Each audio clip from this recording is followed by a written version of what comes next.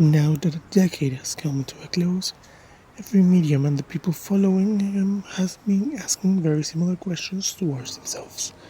What has been the best, the worst, the most memorable, and what not about the medium in the 2010s?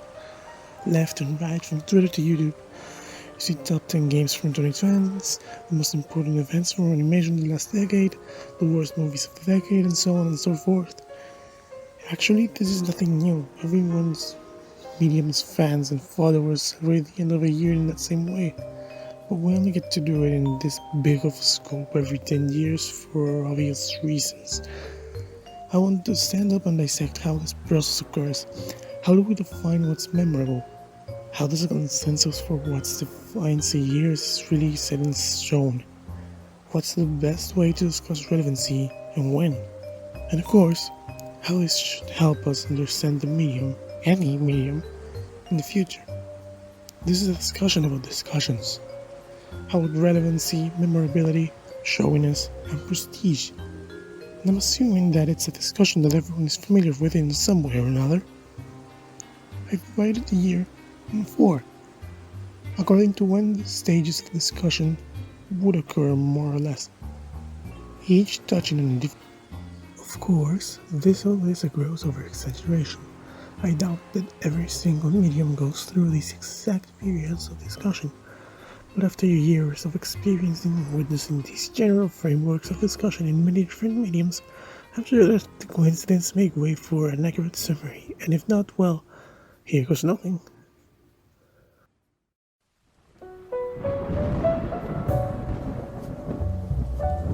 Let's start off with the most passive time of year. The majority of it, I framed it as March to November, but really it's all year round.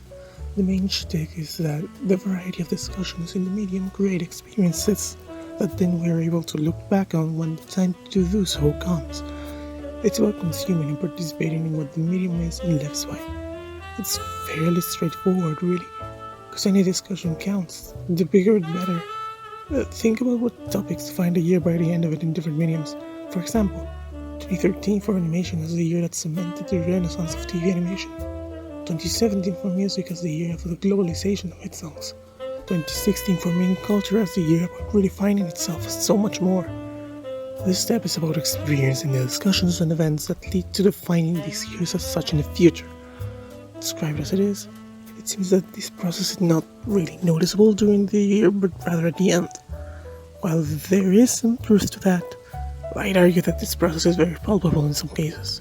Case in point, the best years in a medium. The examples I can attest for are 2016 for memes, 2017 for gaming, and 2018 for anime. During these years, in each of their respective mediums, discussions about this year being one of the best, and the respective mediums were being held sometimes since the start of the year. For 2016 memes, it was when people realized how different these trends were to trends in the past as well as how many there were. For 2017 gaming, it was when people really looked for the release calendar and realized the big profile games that were coming out as early as January. For 2018 anime, it was when people realized the sheer variety in the amount of shows watched and how keeping up with them was starting to become impossible. These discussions about how the year feels different in the medium make people discuss about not what defines a year, but rather what might define it, or even what is defining it. There's one more ingredient in this part of the process, but I'd rather save it for the end. For now, let's get to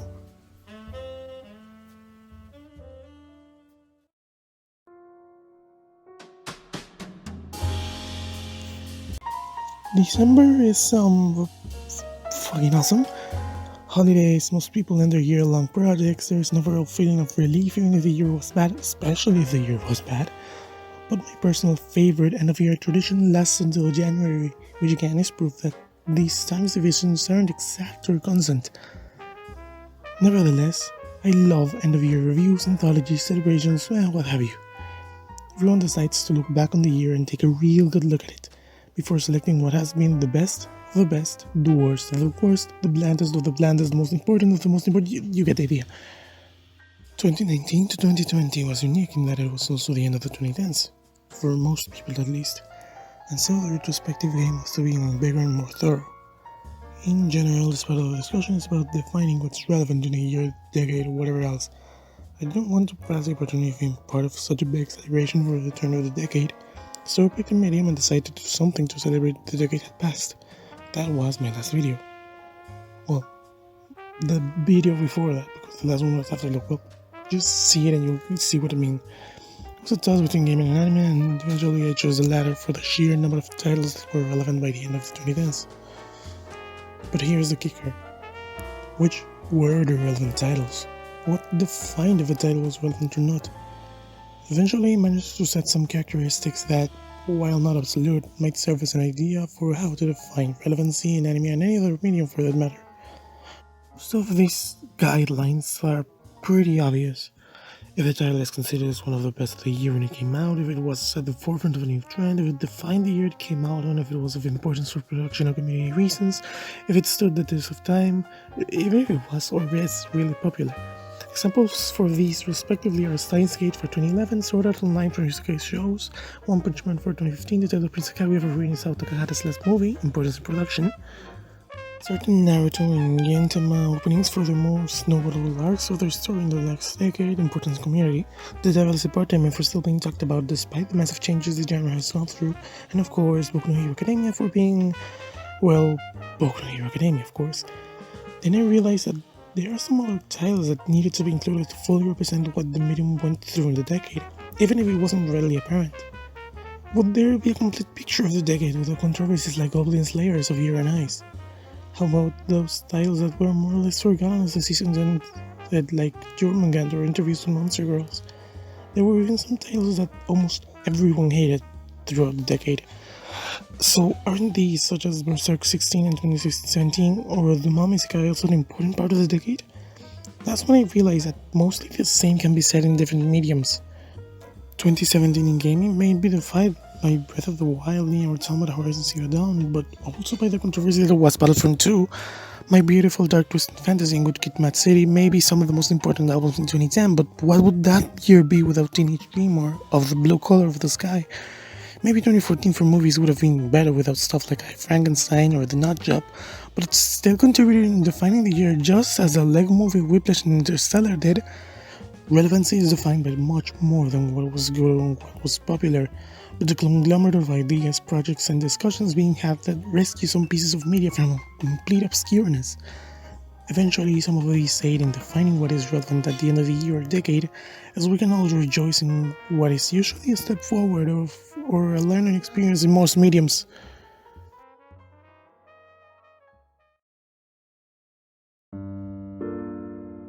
The previous topic was relevancy in the wake of end of year, decade anthologies. Now the central topic of this next step is memorability in the nominees for awards season, which again doesn't exactly fit into the referential time frame given January, mainly because, well, it's referential. So the question stands, is there really a difference in relevancy and memorability? Personally, while I think that memorability can be a characteristic for relevancy and in some contexts may be synonyms, for the sake of this sole explanation about the discussion of what defines a year, they are different. Relevancy, I understand it as how closely a piece is tied to the time it released, while memorability is determined by how valuable it is to remember a piece in the future. A memorable piece can be compared to a future piece without having to do any accumulations about time, while a relevant piece is inherently tied to a certain time, place, and even audience and context. This is where nominations for awards shows come in place, which in some cases are revealed as early as October, but I chose to represent this step of the discussion with January because most award shows air in January to February and even March. This makes the discussion around nominees mainly happen during January. Now I know that not all awards have the same impact in their respective communities. For example, the streamies, which aren't even relevant for the online media community, or the Crunchyroll Anime Awards, which I'll be surprised if someone said that they have as much impact in the anime community as the Oscars have for the film industry. Nevertheless, there is always at least some discussion about whether or not the nominees picked really represent what they are trying to represent or not. This is the main activity that defines this step. Questions such as the following. Are these really contenders for the best narrative in a game? These are accurate selections for the best album of the year. Is there any director that got snubbed for this year's Best Direction award? This is how the relevant acquires memorability. As the discussions surrounding this piece of media bookend the year's run in any medium and start the conversations surrounding what can come next. Simply put, these pieces end up being memorable because people are reminded of their relevance and discuss and analyze that relevance. Nominees serve other big purpose. For casual participants of any medium, seeing nominees for the best of the best and experiencing them at the start of the new year may well be the only time these people really sit down and analyze these pieces or participate in the conversations surrounding this particular medium. This notable increase of opinion enriches the experience of discussion and may even increase the memorability of certain works. This happened, for example, with the discussion surrounding Best Picture nominees for Johnny Sing, as everyone's attention went to Inarritu's The Revenant despite many already pointing the spotlight as the winner. And sure enough, while the spotlight won Best Picture that year, The Revenant is a bit more representative of 2015 for a notable group of people. Proof of this is in IMDb's popularity ranking, as the winner is 537th, while Inarritu's film is 247th. The same can be said for many other awards and other mediums. Smash representing 2019 Gaming more than Sekiro, Mosaic 100 representing 2016 Anime more than Yuri on Ice, Colin May representing 2012 music more than We Are Young, and all of these and more being completely independent from the quality of these pieces. This leads me to the next step in the discussion process.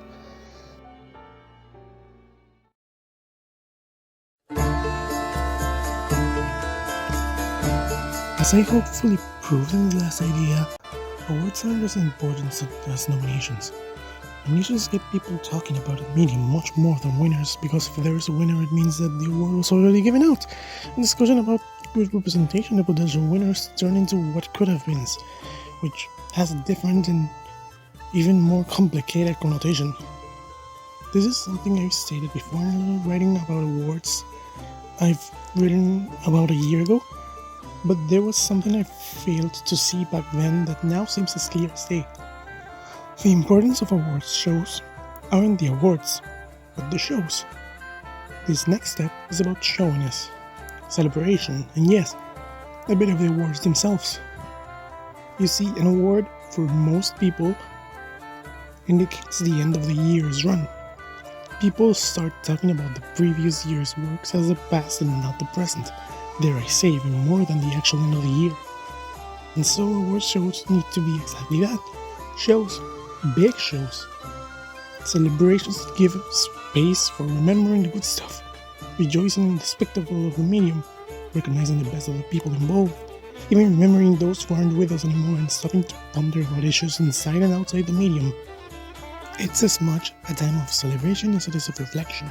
But while the shows themselves can provide a certain catalyst for these different feelings, I'm talking performances, aesthetics, promotions, and memorials, people invited and now apparently with announcements thanks to the Game Awards and the Anime Awards. It's the end of a part of history of the medium. It better be good. Previously, I've done a mini review of the shows that awarded 2018's works, and I kinda wanted to do the same this year, but the Oscars aired later today. I've published this video, and the Anime Awards aired a week after that. But I still wanted to sit down and skim some of these to portray their appeal in short words. I'm an example of every award I watched from the last 3 years, and I'll try to be brief. First up, EM Awards 2019, awarding games released in 2019. This newest show to air, it was the opportunity to set itself as another big event for gamers to watch out after 2018's show.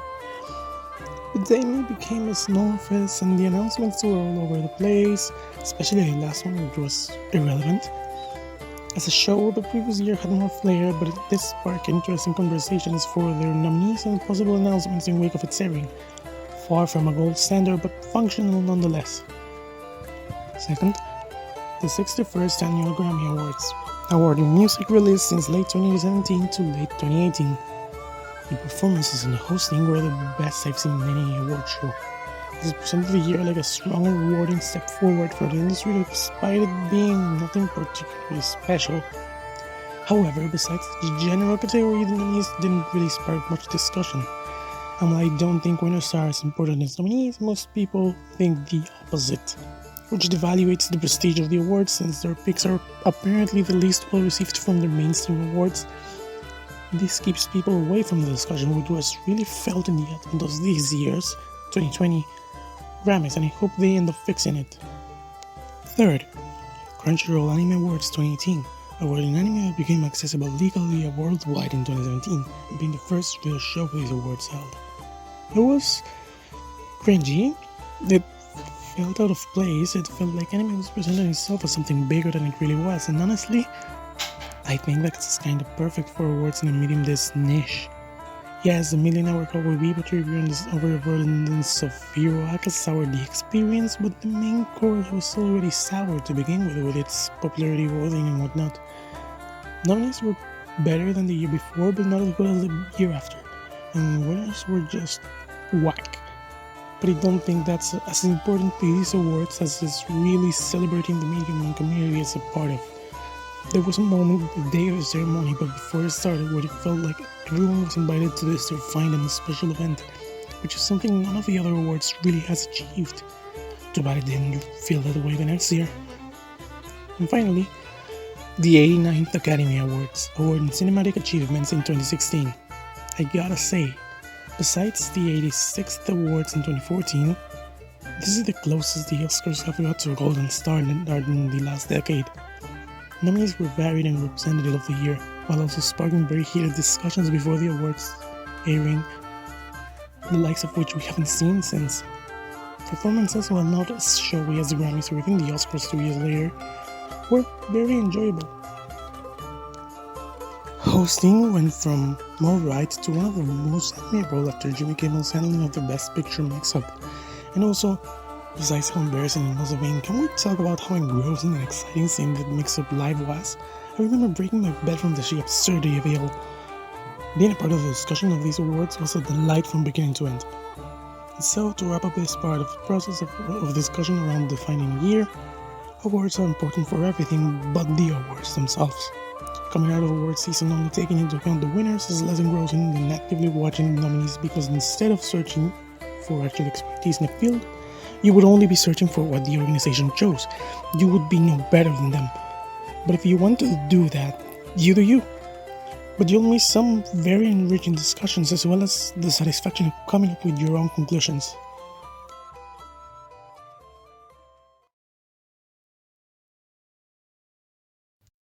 To end all this, I wanted to go back to the first step of this cycle because I don't think I've ever stated what the main topic of it was.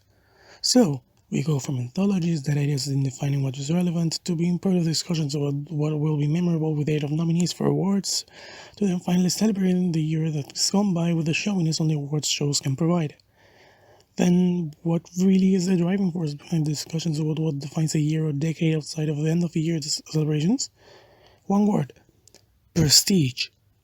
I've mentioned before how the experience of consuming and being part of the evolution of the medium can be felt, especially with those years that end up being regarded as one of the best in the medium, in any medium. But then this can only be done thanks to how the community has defined a consensus about previous years. 2017 in gaming wouldn't have been as great without the general disillusion people felt with 2016. 2018 anime would have felt as a breath of fresh air if it weren't for the droughts that were felt in 2014 and 15. Memes in 2016 wouldn't have felt so different if it weren't for the much tamer and simpler memes of the start of the decade. And this is what I want to end on: the importance of defining a year. This helps many different communities in the industry realize just how far the medium has gotten and what ideas really stuck with people. I think the best example of how this was exploited, consciously or not, happened in the anime community in 2017. Maid in Abyss started in summer 2017 with very little fanfare, but by February 2018 it could legitimately hold the well-awarded title of Best Anime of 2017. Maybe people wouldn't have found this small piece of greatness if it weren't for the freshness it brought to the table. And it brought freshness because people left and right were already declaring the 2010s as the decade of the isekai genre. This genre really started exploding in 2012 with Sword Art Online, and it brought with it a ton of shows that really defined these years, whether people liked them or not. Usually not. Despite their relevancy, these weren't as memorable as they could have been, and Maid in Abyss, whether from design or by accident, exploited this by presenting a fantasy setting without the tropes that people were accustomed to because of isekai shows and with quality to boot. This freshness skyrocketed Maid in Abyss into the spotlight, dare I say defining 2017 as the year where anime started becoming much more varied and overall good, as 2018 and 2019 would later prove us. And this step forward for the medium wouldn't really have been possible without discussions about what defined previous years. So, defining a year is important to analyze future works. All of this because a big component of a certain piece of art or media is its context.